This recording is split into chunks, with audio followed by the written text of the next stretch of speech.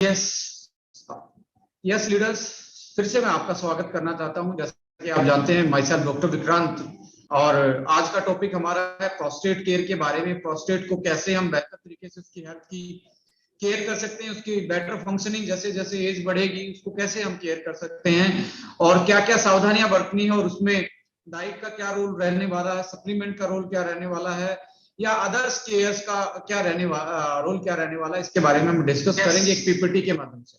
Yes students, फिर से मैं आपका स्वागत करता हूं प्रोस्टेट केयर के बारे में। प्रोस्टेट को कैसे हम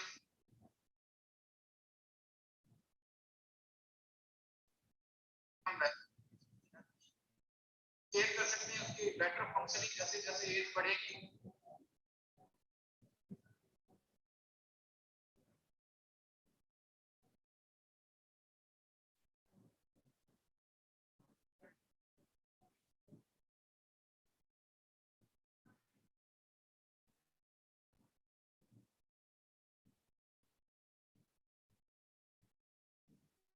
yes, prostate care and health challenges क्या हैं, ये हमारा टॉपिक है।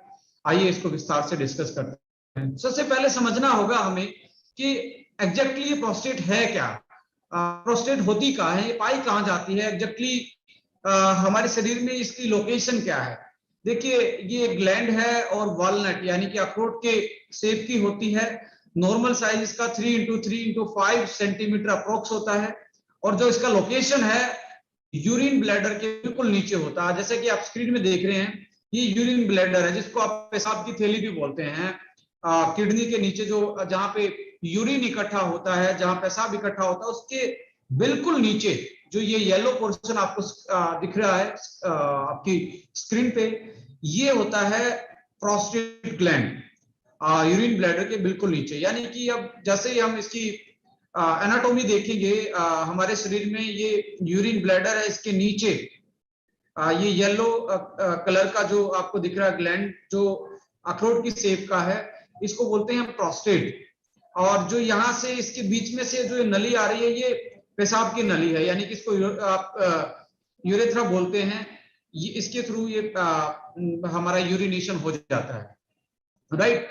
यानी कि ये ग्लैंड होती है और इसकी लोकेशन हमारे यूरिन बैग यानी कि यूरिन ब्लैडर, पेशाब की थैली जिसको बोलते हैं, उसके जस्ट नीचे ये होती है। इसका फंक्शन क्या है हमारे शरीर में, इसका रोल क्या रहता है? It's control the urine flow.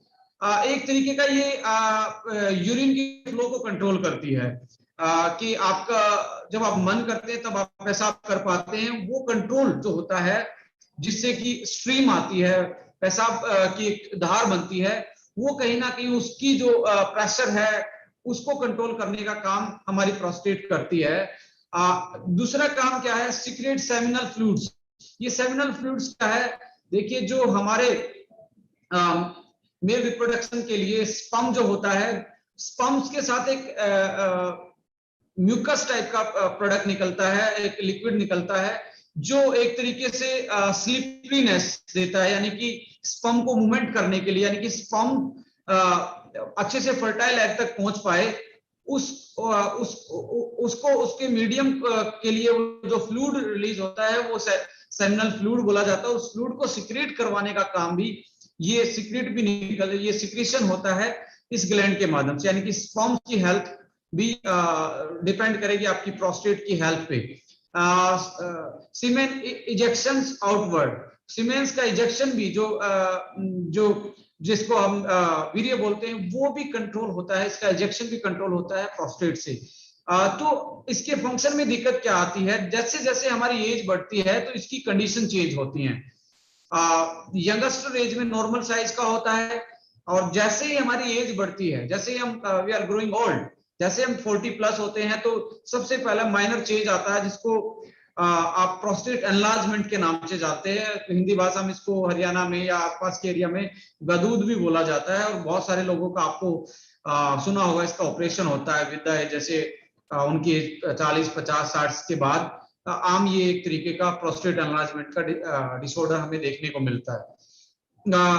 Prostatitis नाम की एक इन्फेक्शन भी होता है। इन टाइटिस TIS आप देखेंगे ना, इस वर्ड के पीछे TIS लगा, इसका मतलब इन्फ्लामेशन है, यानी कि कोई इन्फेक्शन के कारण इन्फ्लामेशन भी हो सकता है, जो कि नॉर्मल एंटीबायोटिक से ठीक किया जा सकता है। बट प्रोस्टेट एनलार्जमेंट एक बहुत बड़ी समस्या है हमारे लिए। और जैसे जैसे प्रोस्टेट एनलार्जमेंट होता है, जैसे जैसे प्रोस्टेट का साइज बढ़ता है, जैसे जैसे हमारी उम्र बढ़ती है, तो ये बहुत बार देखा गया है, बहुत सारे केसेस में 8 से 10% लोगों में ये प्रोस्टेट एनलार्जमेंट कन्वर्ट हो जाता है प्रोस्टेट कैंसर में।